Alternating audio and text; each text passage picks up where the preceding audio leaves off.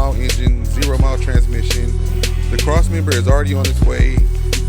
One of the cool factors that I like about the Caprice Wagon, Roadmaster Wagon also does it.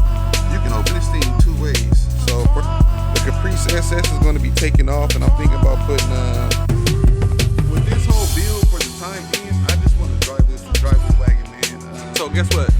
We actually about to get this thing, this engine bay painted. Gotta strip all the AC parts out, strip all the windshield wiper stuff off, and from there, it's time to go.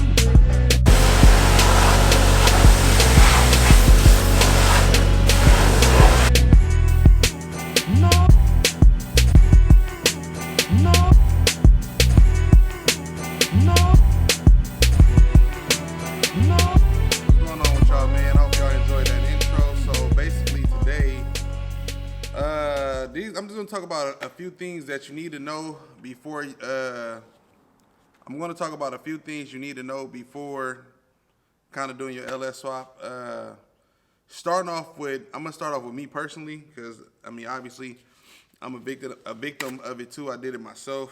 Actually, currently in the middle of doing it right now as we speak. My shoulder hurt. Let me grab a jacket. I ain't had a jacket on all morning, man, since like I got here like at 5:30, but I ain't trying to get sick, man, so. Oh, shoot, man. I needed this right here, you know what I'm saying? Go ahead and put this on the wagon, you know what I'm talking about? So, listen, you guys. This video right here is basically going to save you a lot of money if you plan on doing an LS swap. I have a 95 Caprice wagon. I've been having this car maybe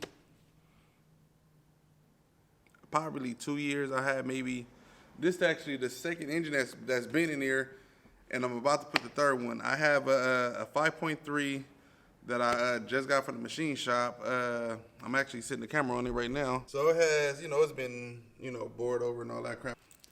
For the most part, it's pretty much a stock build. I didn't use no crazy forged pistons or anything like that. So it's just a 5.3, I think it's bored 30 over or something like that. 5.3, board 30 over. I have good high revving pistons. I'm good high revving lifters that I spent a lot of money on. It has a BTR stage 2 cam. It has, what else it has? I'm gonna be doing with a high pressure oil pump on this one. I think I'm gonna switch over to high pressure instead of high volume. I was using high volume for the longest, but that high volume oil pan, after talking to a couple people, whatever, talking to my uncle, talking to the machine shop, they was talking about how it like sucks all the oil out the pan or whatever. So I'm just gonna switch over to the high pressure, but nonetheless, this one has a high pressure pump on it. And pretty much what I want to say is this: when you start doing your build, make sure you actually really think it up. I'm talking about really think the build out top to bottom, front to back, because previously I had a 6.0 with a 4080E in here, and it was a hot rodded transmission. It was nice, shift kit, basically it was bulletproof. And that's when I planned on actually turboing this thing. But now it was a 6.0, 243 heads, LS6 cam in it, like a super mild cam. It's literally a stock GM cam, and which it was good for boost, and something else. 480, that was pretty much it. So basically, I got an offer that I couldn't refuse on that. So I put a whole, trust me, for me to put something on my car, I got a great offer on it. So I pulled that out, and pretty much, I told it to, I moved shops like, damn, dude, it feel like freaking twice a year, man. Can't never get into like a steady place, or like a place you can call a temporary home or whatnot. So I moved it I ended up moving it to the storage. It sat in storage for about a year. I picked it up from storage because my big bro sent me a picture of it, and I was looking like, damn, bro, my car looking jacked up. So I went ahead and picked the car up, right? Got it here, and I'm like, I got a used 5.3 over there. This and that, so on and so on. Granddad bought me a can for it. And I was like, oh, let me go get these, let me go get this. I just bought a gang of parts or whatever instead of just slowing down. This car been in there for a year. I planned on doing a turbo, and I was like, you know what? I'm thinking about just doing an LS3 with an LSA supercharger.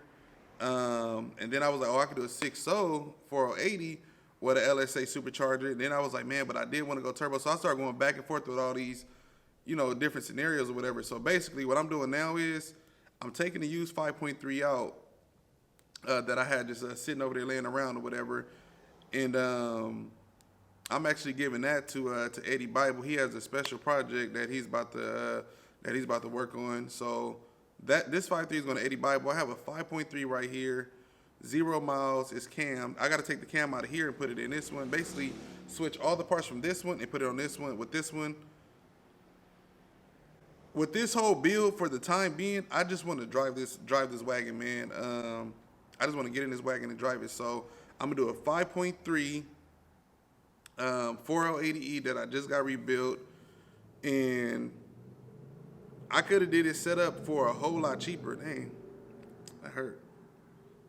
I could have did this setup for a whole lot cheaper, and I could have saved way more time. This car could have been on the road if I really would have thought about what I did. Like, for example, I have AN8 PTFE lines, which is basically E85 lines. And I ran that, and the fuel pump that I have in there is a big fuel pump. Now I got to take that out because I don't want to run an adjustable regulator on there. Adjustable regulator is like $300. So basically, I literally set my ass down and thought about it. Like the engine mounts that I got on here, they're $350. I could have bought some $100 engine mounts, or you know what I'm saying. And I could have did this car a total different way. For example, this '96 Impala over here, the dark cherry metallic, the DCM one. That thing has long tube headers on there. It's gonna have low mount AC. But I didn't have time, but I really sat and brainstormed on that car and bought all the parts and didn't change anything. He didn't change nothing. I didn't let him change nothing. It was just quick, simple, right to it. That thing is fired up. It starts, it runs, and drives. It basically is ready to go. I just gotta bleed the brakes because when I did ABS, one of them was basically the flares was messed up, so I got to reflare it and bleed the brakes, and that car is basically out of here. She's ready to go. So I had to basically retrack on this one. I'm actually thinking about pulling the mounts out, putting the factory clamshells on there.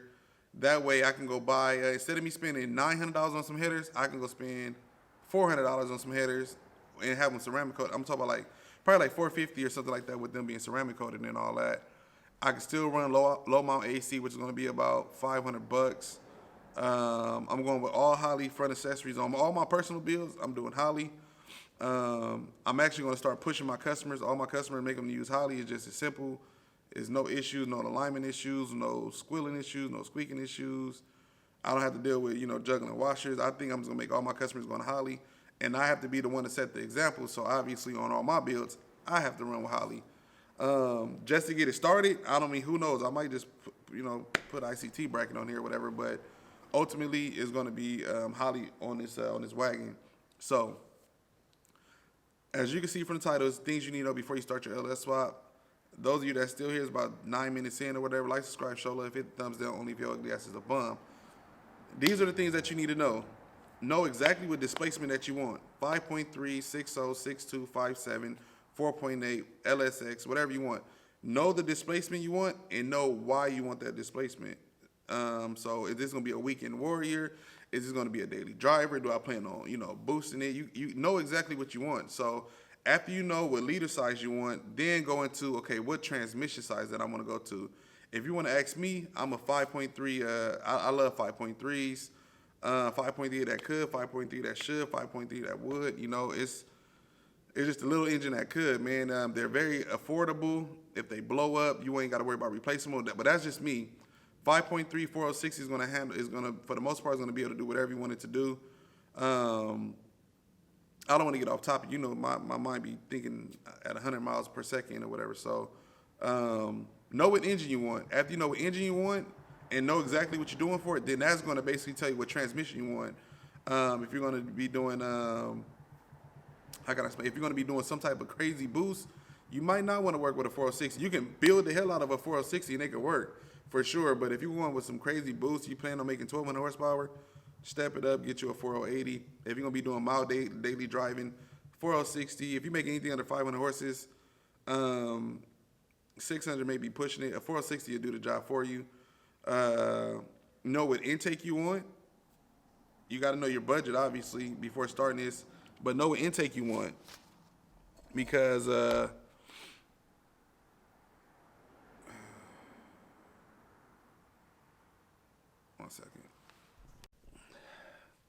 got a phone call. So yeah, basically know what engine you know your budget. Start off with knowing your budget. After you know your budget, you know your true budget. Like, hey, I got 5 racks, I can spend this. Know your true budget.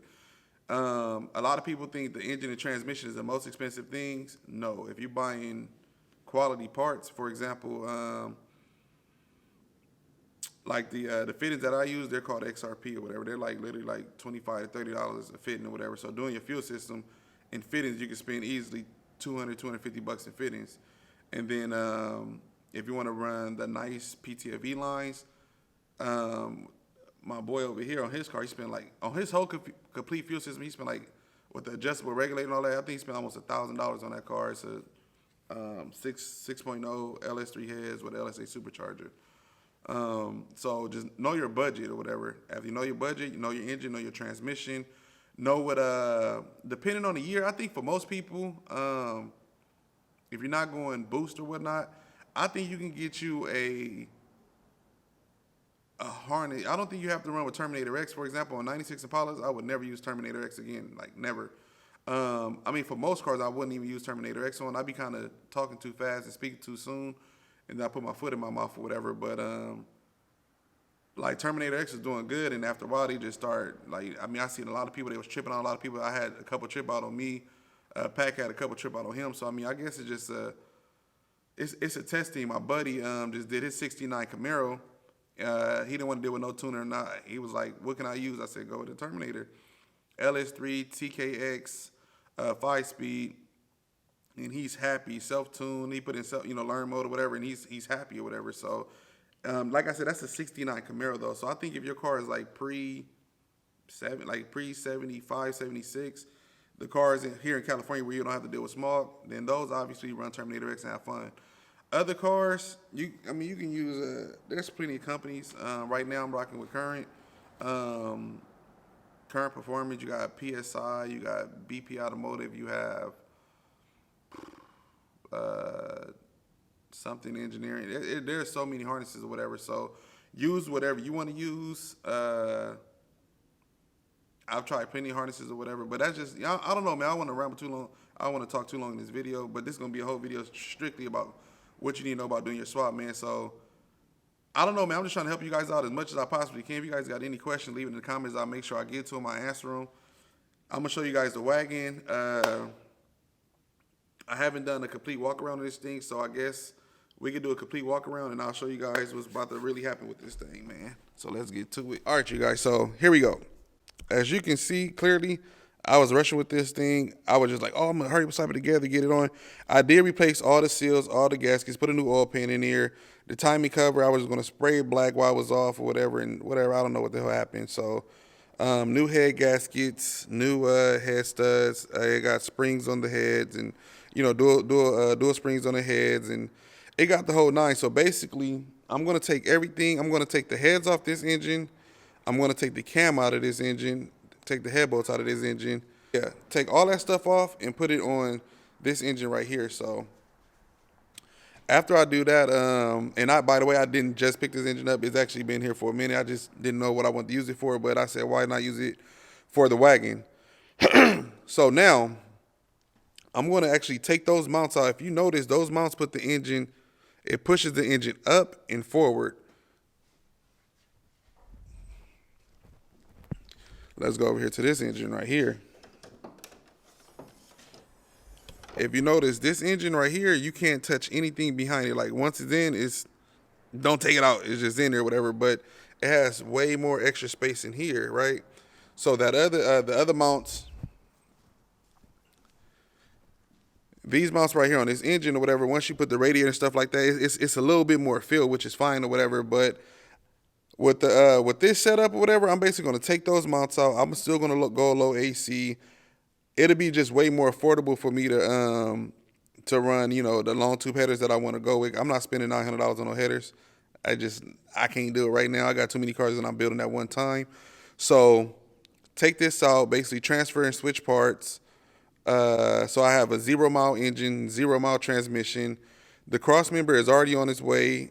Once I get the engine and transmission in, the new engine and transmission in, everything lined up, I'll take the measurements and I will I'll take the measurements and I'll get this installed. After that, I'll get the dry shaft installed.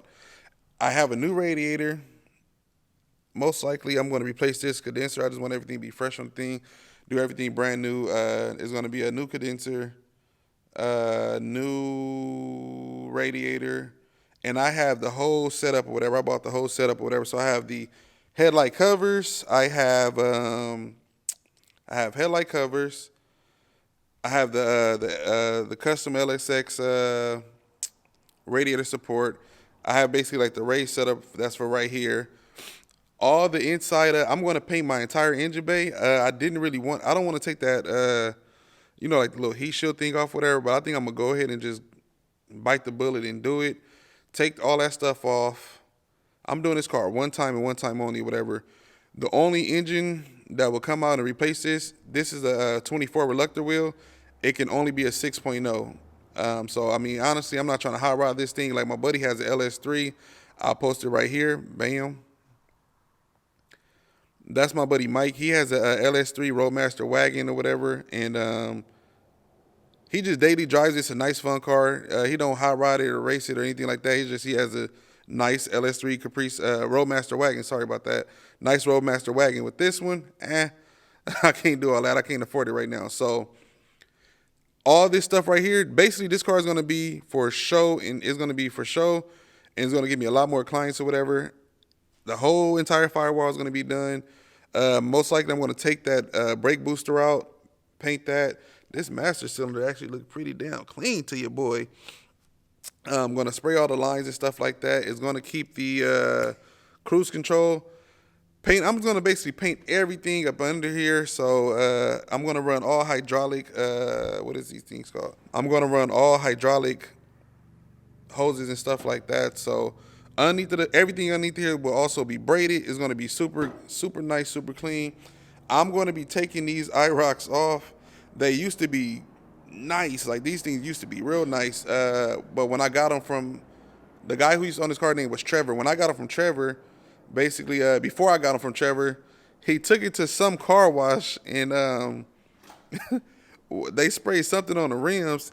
And they gave the rims some type of chemical reaction. So he was just like, whatever, man. I'm not tripping on that. I was like, man, they would have fixed my rims. Hell no. But he wasn't tripping on it. So they look like that. I have 3 rims.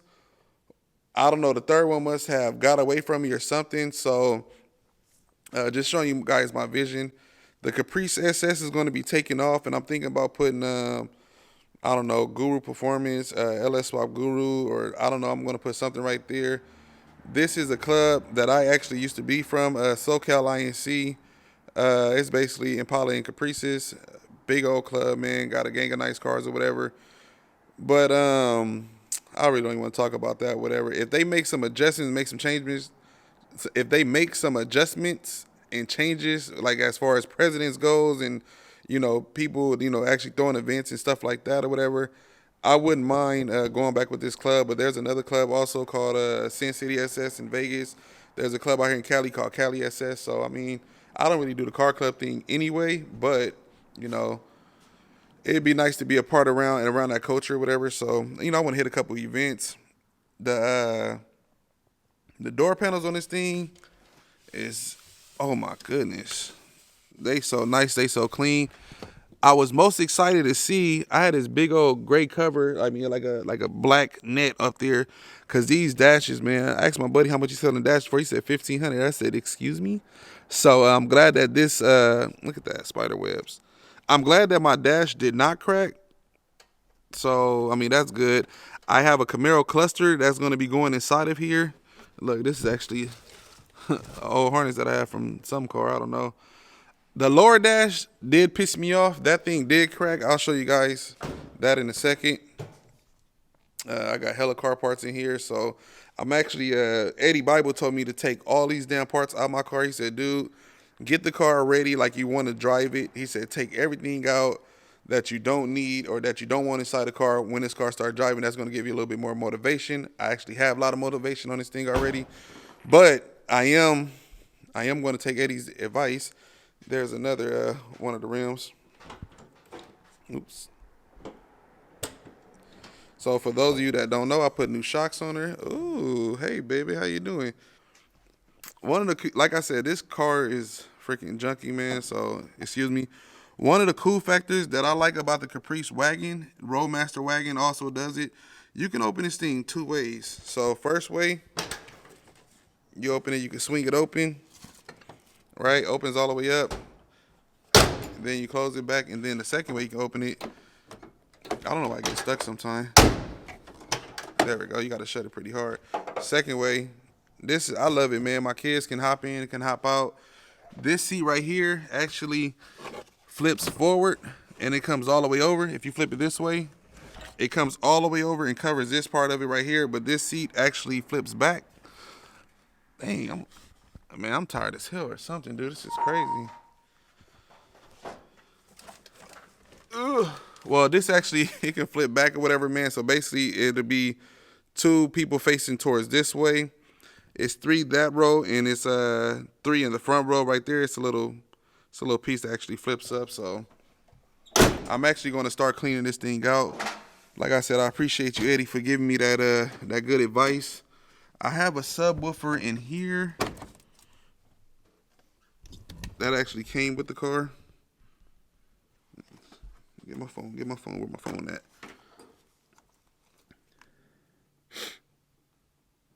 So it's a subwoofer right there. And I had another one inside of here, but I actually put it in my Tahoe. But I'll save that for another video. And I mean, for the most part, that's pretty much it. This is the dash right here that I actually broke. Hella upset about. These things right here cost about $500 to fix and replace. So I have a guy. Oops, there we go. It actually, the way, I don't know how to, I don't know. I'm so pissed, man. I should have just installed the damn thing back in the car. That was me being careless. So the way that it broke, the guy said he can fix it. I have a couple more pieces. Like, I'm trying to look at the piece and not look at you guys, look at the camera. So I have a couple more pieces. He said he could fix, for example, I'm smiling, but I'm not gonna lie to you. I'm hella pissed off that I broke this thing. I didn't even break it on the way over here being told it got broken, so whatever. Yeah,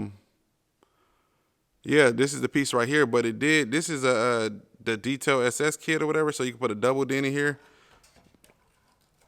It made a clean break. I know some of you guys probably like, oh yeah, I can fix that. Yeah, I know you can, but I can't. So come on, work with me. It made a clean break, so basically I can put it back together, have it right back assembled, a little bit of what is it called, kitty hair, and some fiberglass, and this basically be right back together. But that's the wagon, you guys. That's the wagon. Every single door panel. What's going on? Every single door panel is good in here. My kids is up here going crazy, so it's all good, man. And that's pretty much it, man. If you made it this far in the video, like, subscribe, show love. Hit the thumbs down only if your ugly ass is a bum. Of course, hating is only love and jealousy at the same time. And get your paper, because you know I got to get mine. This wagon, man. The heck, I got spider webs all here. This wagon is bleeding me, man. She's killing me. So you guys going to basically, I'm just going to slow it down. I was going to do a fast build, get her on the road, like, fast. But I'd rather take my time, save my monies, do it right the first time, and get it 100% to the way that I like it. If I'm going to bring this car out, I got to bring it out right. It could be, I'm still going to do it within maybe about a month time or whatever. I just going to have to get on my painters or whatever. Like, hey, paint this, because I don't want nothing. Nothing's not going to slow me down. Engine and transmission is about to be assembled and made it today. I'm going to talk to the painter, see how long it's going to take for them to paint the inner fenders and the firewalls. I'm going to personally paint the frame myself, go over it. I'm going to do it all satin black with a satin clear over it and start painting the plastic pieces. And then other than that, I got something real special going on with this. This is going to be a one of a kind. The harness is on its way. Shout out to my boy OTG. Shout out to my boy OTG, the mechanic. He actually saved me 2 months of wait time. The harnesses to get custom made, it takes about 8 weeks. He charged me a little extra, you know what I'm saying? Ray, you hit me across the chin, you know what I'm saying? But I was willing to pay it with an armed robbery and none of that. I was willing to get hit across the chin. He gave me a good price on it. I didn't have to wait the 2-month wait period. He gave me the harness for the 96 Impala. I paid the same price for my 95 Caprice Wagon, so I'm happy. That'll be here any day. So pretty much, this thing will be on the way, man. So I hope you guys, if you guys have any questions, any concerns, hit me up on all my social medias, lsswapguru, my email, lsswapguru@gmail.com. And I appreciate all y'all, man. And I'll get with y'all in a minute. Hope this video came out the way I thought it was going to come out. Peace.